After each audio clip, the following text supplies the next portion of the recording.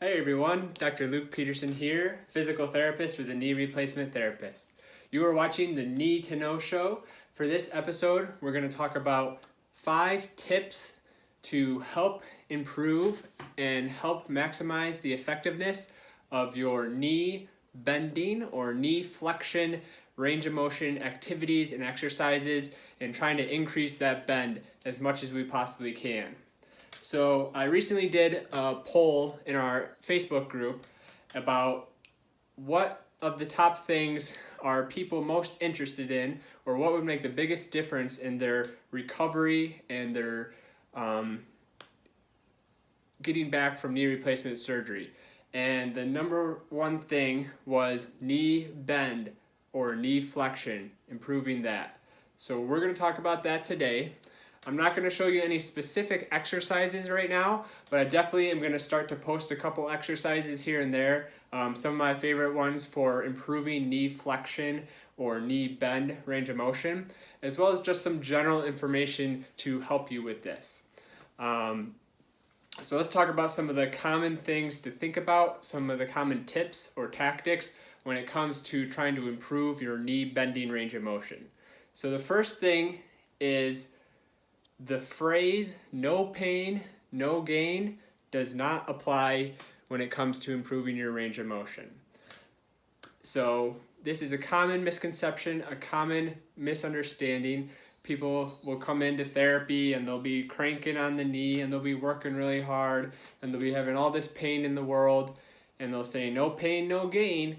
But at the end of the day, this is actually not the mindset we want to have. Yes, when you have a knee replacement and you have rehab after knee replacement surgery, there's going to be pain. There's going to be discomfort and swelling and stiffness. There's going to be those things. But the thing is, we don't want to perform the exercises or perform the hands-on treatment from your therapist or whatever it may be. We don't want to just perform it to the highest intensity we possibly can, to the most that you can possibly endure, and that's going to get the most possible benefit. And what's going to happen is actually, yes, you're going to have that pain, but when you start getting to that threshold where you're up in that very, very intense, very, very high pain, discomfort, and tightness, it actually is going to be detrimental. It's going to have a negative effect on your progress. You're going to start to plateau.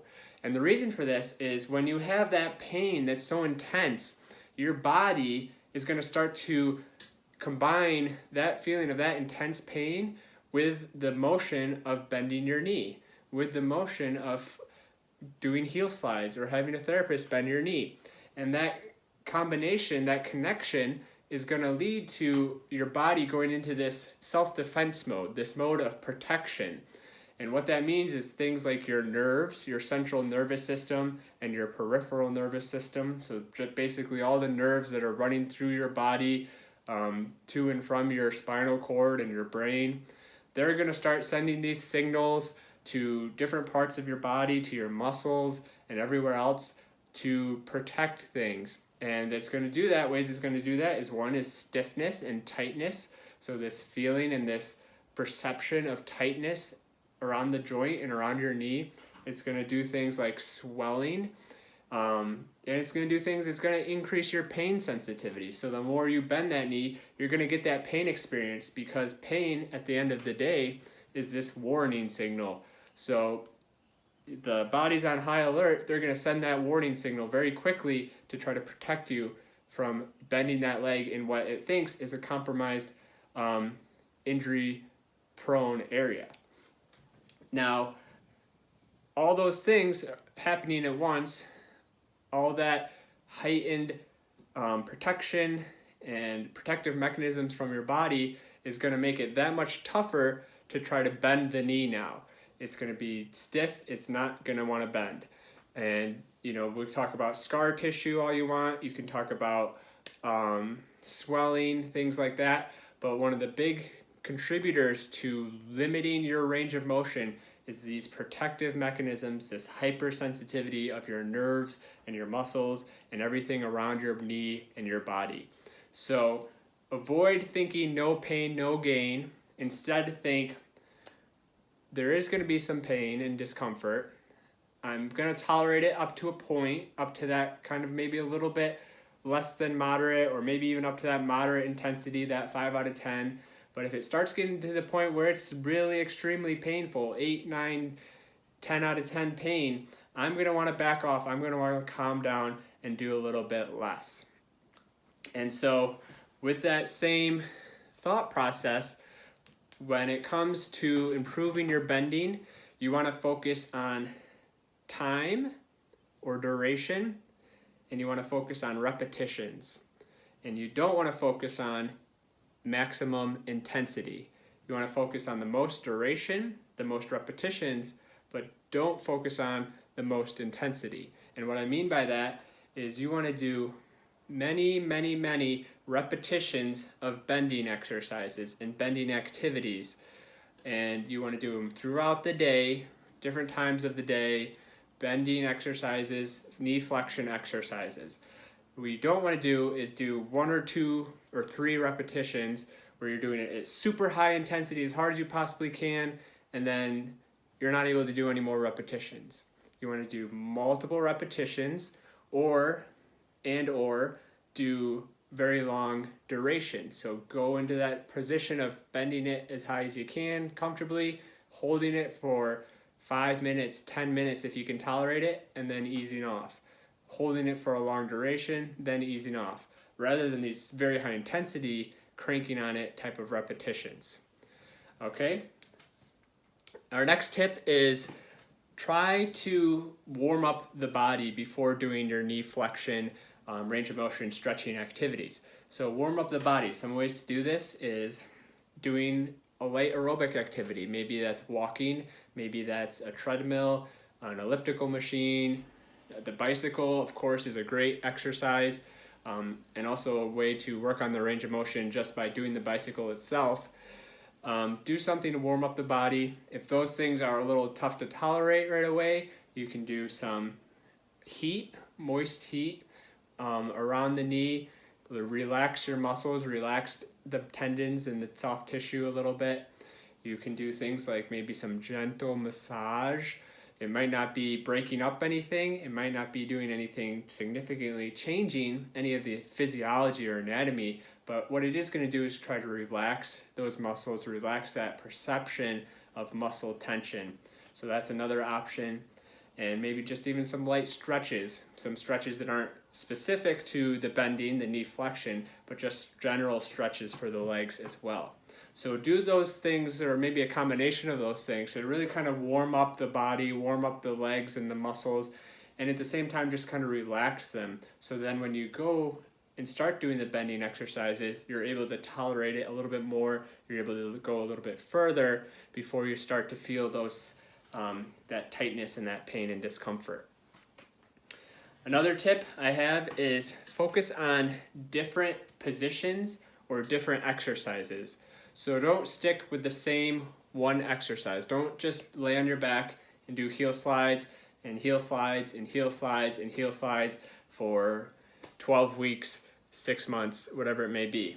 Focus, try different positions, because what you'll find is one position you might be able to bend a lot better than another position. And why that might be, who knows, might be something with your nervous system. You might be more comfortable in one position, might be able to get a little bit more leverage or better positioning. Whatever it may be, try different positions and kind of cycle through different positions when you're working on the bending and knee flexion. So for example, there's laying on your back and doing heel slides. There's doing seated knee flexion exercises. There's doing exercises in standing or weight bearing. Trying to do maybe like a partial lunge up onto a step. There's even on your stomach, which I'm not a huge fan of, but you can also do knee flexion on your stomach and pulling your foot up backward. So try to play around with different positions, as well as focus on positions that are weight bearing and positions that are non-weight bearing. So what I mean by that is non-weight bearing, so your foot isn't pressing against something. So for example, some of the heel slides is your foot is down on the surface, but it's not putting the whole weight of your body down. In the chair, you can do non-weight bearing bending, but then like when you're standing up and you're doing maybe like a partial lunge or lunging into a step, that would be a weight bearing type of exercise. Or doing a sit to stand even is a good way to work on your range of motion. And along that same line again is the more you focus on functional movements and activities, you're actually going to get the additional benefit of working on your range of motion just by doing those activities. Standing up from a chair, going up and down stairs, walking, all these activities require a certain amount of knee flexion or knee bending. So just doing those activities in general is going to help improve your knee range of motion. It might be difficult to do those exercises. It might be uncomfortable a little bit for sure, but just focusing on those exercises and those activities rather than isolating specifically focusing on your knee flexion, you're actually going to get that additional benefit of the improvement in your knee flexion and knee bending. Part of it is the concept, a watched pot never boils. If you go about your day-to-day life and activities and start doing things that just inherently require some knee range of motion, you're going to notice that you might see some improvements in your flexion and your bending without even doing any specific exercises for that. So, quick rundown. Again, these are my tips, some of my top tips for improving your knee bend or your knee flexion range of motion.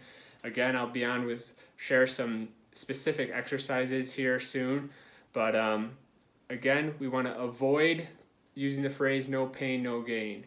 We don't want to go into crazy intense pain with each repetition of trying to bend the knee. We want to focus on duration of the range of motion, and we want to focus on repetitions and not on intensity of any one particular repetition. We want to try to warm up the body first, if that's through a light activity, if that's through heat, massage, some gentle stretching. You want to focus on doing a variety of exercises and doing a variety of positions and kind of shuffling through and alternating through those different positions. And you want to focus on weight-bearing exercises and non-weight-bearing exercises.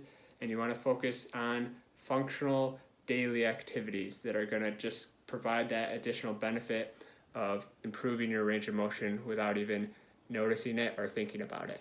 All right? Thank you very much for watching, everyone. Happy May 1st. Happy May Day. Happy Friday. Hope you're all staying healthy, staying safe. I'll be sure to post some videos on the Facebook group and probably on YouTube as well of a couple of different bending exercises. And if you shuffle through some of our past videos and things, you can also find some as well. And have a great weekend, everyone. If you have questions, if you have comments, I'd love to hear your responses and your questions. If you got something useful out of this, I'd appreciate a like or a heart. And I'll talk to you all sometime soon. Take care. This has been the Need to Know Show.